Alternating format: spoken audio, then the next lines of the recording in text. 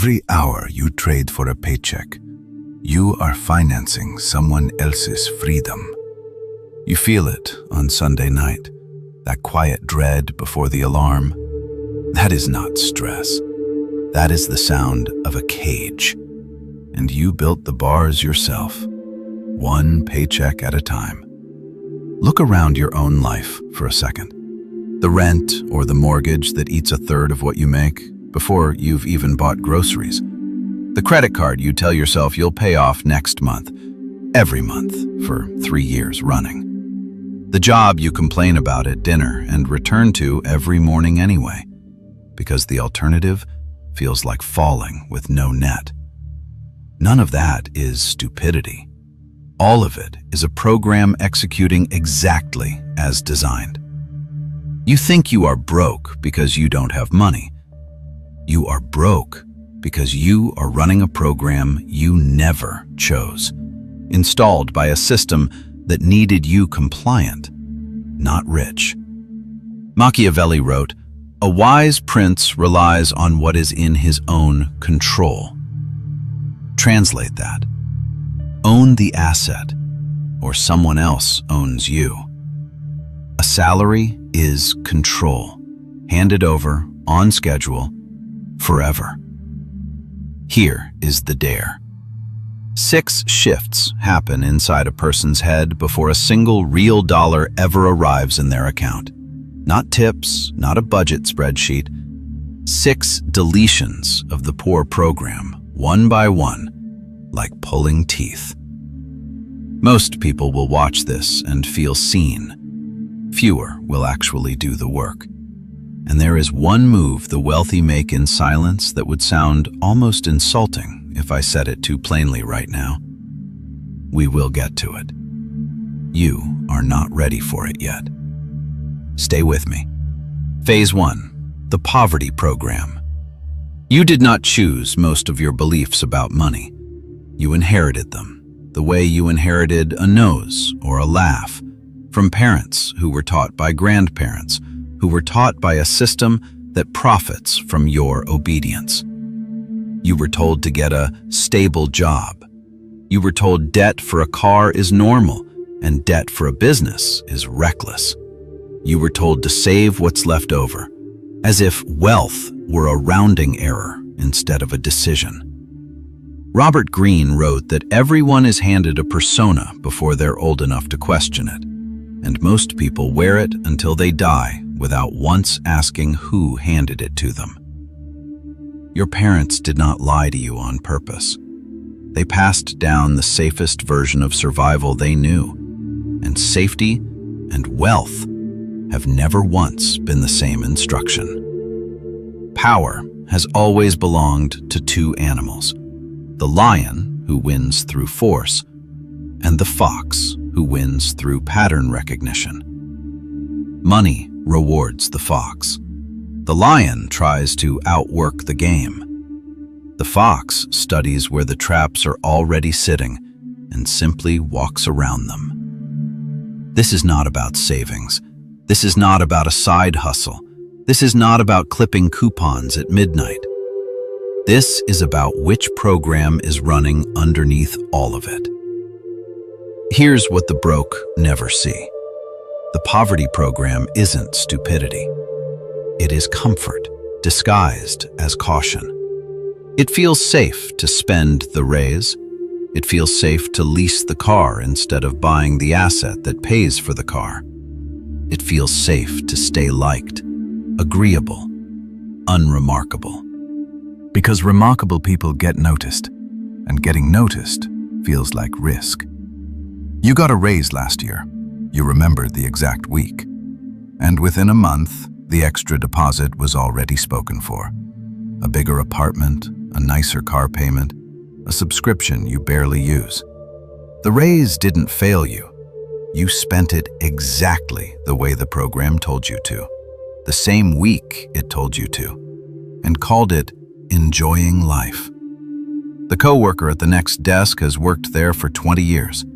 He owns a parking spot he pays for, and a title on a business card.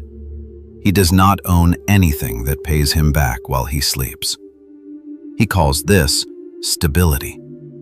It is not stability. It is a very long, very comfortable version of standing still. You are not behind because you started late. You are behind because nobody ever uninstalled the program. And a program left running writes the same result every single time. Phase 2, the ownership shift. The first fracture from the herd happens here, quietly, and nobody around you will notice it happening. You stop asking how much you make and start asking what you own. Those are not the same question. One measures your leash, the other measures your escape. Look at the diner on the corner. The owner of the building does not work there. He does not know the manager's name. He cashes a check every month, whether the coffee sells or not, because he does not own a job. He owns the walls the job happens inside of.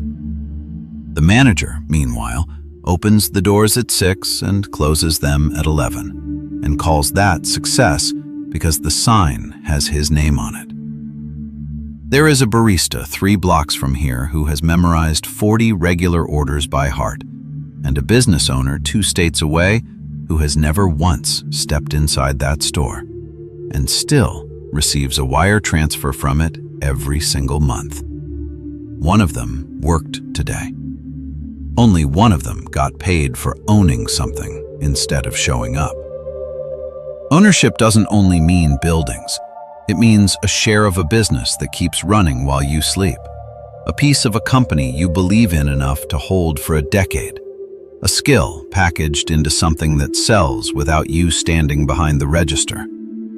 The form changes. The principle never does. Get paid for what you own, not only for what you do. You are terrified of owning something, because owning something means responsibility with no guaranteed paycheck. So you rent your car, rent your image, rent your lifestyle, and call it winning because it looks the part on a Tuesday afternoon. Meanwhile, the man at the next table, quiet, unremarkable jacket, cheap watch, owns 4 units of the building you're sitting in. He will never mention it.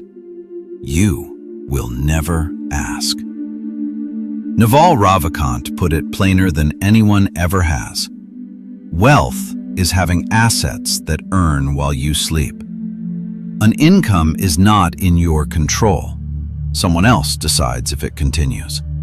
An asset is a piece of the world with your name on the deed, working every hour you are not. Phase 3, the cold patience. Here's the part they never teach you. The money you spend today to look successful is the exact money that would have made you actually successful in 20 years. Your friend with the leased watch, the financed car, the vacation on a credit card, he is not rich. He is renting the appearance of rich on a payment plan from a bank that is laughing at both of you. Seneca warned that it is not the man who has too little, but the man who craves more who is poor. And craving is exactly what the economy around you is built to trigger every few seconds through a screen in your pocket. The notification is not an accident. It is engineered to make patience feel like deprivation. The concert ticket bought on a card you're still paying off in April is not a memory. It is a debt with a soundtrack. That does not make joy a sin. It makes the timing the entire argument.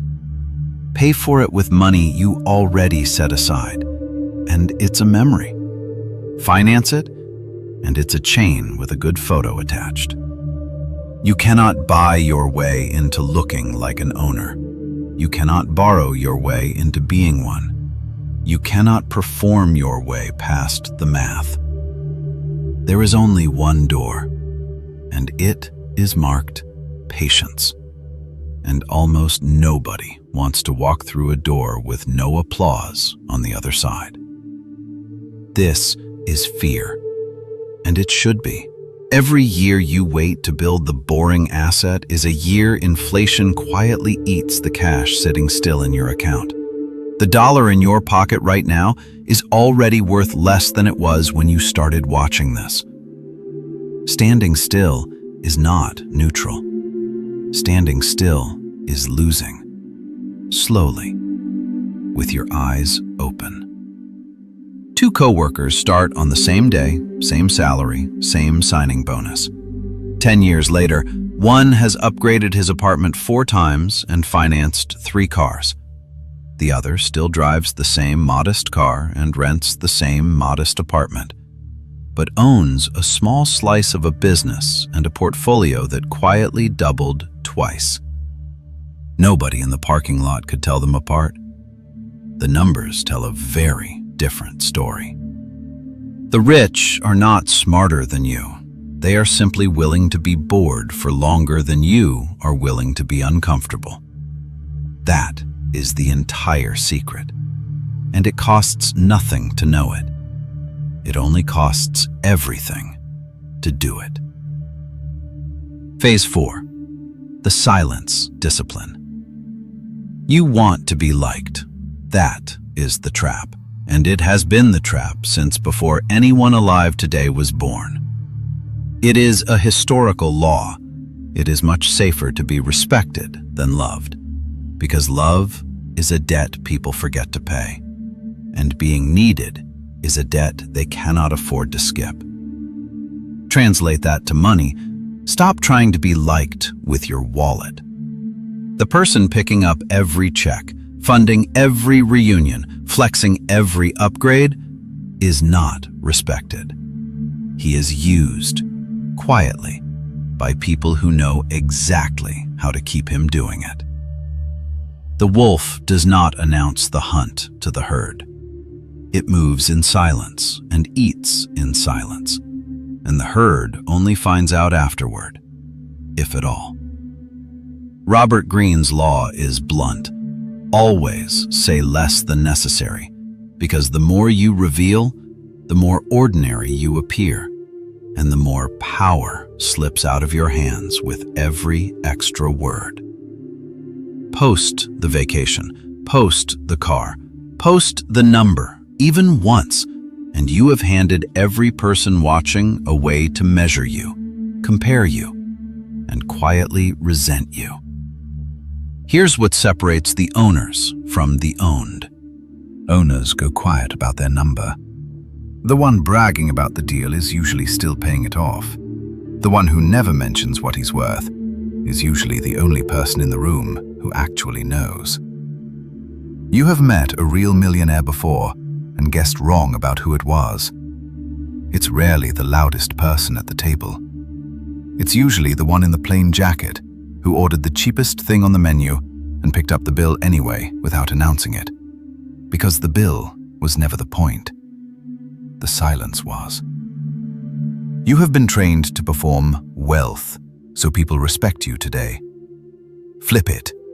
Hide the number so nobody can price you, borrow from you, or resent you into lending out the ladder you spent a decade building.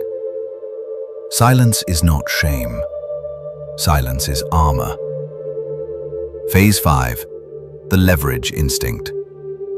This next move separates the owners from the owned for good. You stop trading only your own hours, and you start renting other people's. A business is not one man working twice as hard. A business is one man's judgment multiplied by other people's mornings. A rental property is not luck. It is the bank's money, working under your name, paying itself off with someone else's monthly rent. Leverage takes more than one shape. Borrowed capital is leverage. A team executing your plan while you sleep is leverage. A system, a website, or a product that sells at 3 in the morning without you awake to see it, that is leverage too. The common thread never changes. Something is working for you that is not your own 2 hands. The best plumber in town can only be in one house at a time, and he knows it, because his calendar is full, his back hurts, and his income has a ceiling built directly into his body. The plumbing company owner 2 towns over stopped fixing pipes years ago. He owns a dozen trucks and 40 phone numbers. He is not smarter than the best plumber. He simply stopped selling his own 2 hands and started selling other people's. You have one body and 24 hours in it, same as everyone who has ever lived, rich or poor, king or tenant. The only real inequality is who is using only their own hours and who has learned to deploy hours, dollars, and systems that are not theirs. That is not theft. That is architecture. Nobody hands you this instinct in school, because a classroom full of future owners is harder to manage than a classroom full of future employees, and the incentive to teach you otherwise was never really there. Read this twice, because this is where it gets uncomfortable. Leverage requires trust in your own judgment before the proof exists. You will look reckless to people running the poverty program. You will look calm to people already inside the game. The bank does not lend to timid men. It lends to men who have already decided the debt is a tool, not a threat. The freedom you're chasing was never about having enough money to stop working. It was always about having enough leverage that your work stopped being the only engine in the room. Phase 6, the rebirth. Now you're ready for the move I promised at the start. Time equals, quote, 0.5 seconds, quote, / greater than. The wealthy stop needing to look rich long before they are. They go quiet, so the room can never accurately price them, never resent them, never talk them out of the plan. That is the move. It never needed $1. It only needed you to stop performing for people who were never going to help you anyway.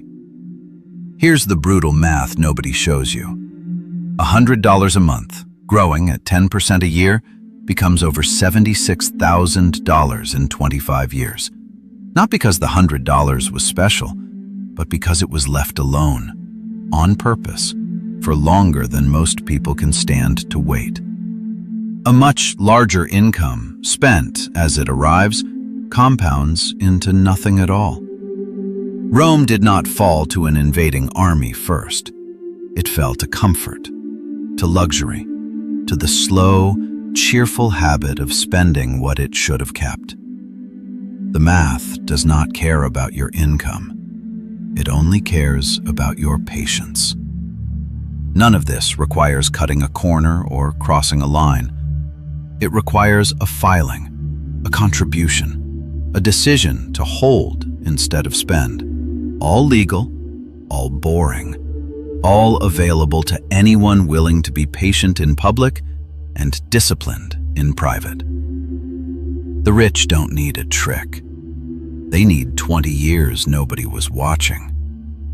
The tax code was not written as a trap for you specifically.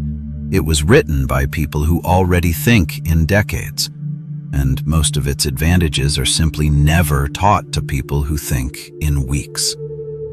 This is not about the car you'll finally buy. This is not about the vacation you'll finally take. This is not about the number you'll finally whisper to someone at dinner. This is about your kids inheriting a deed instead of a debt. This is about the family habit of starting from zero every generation, ending with you.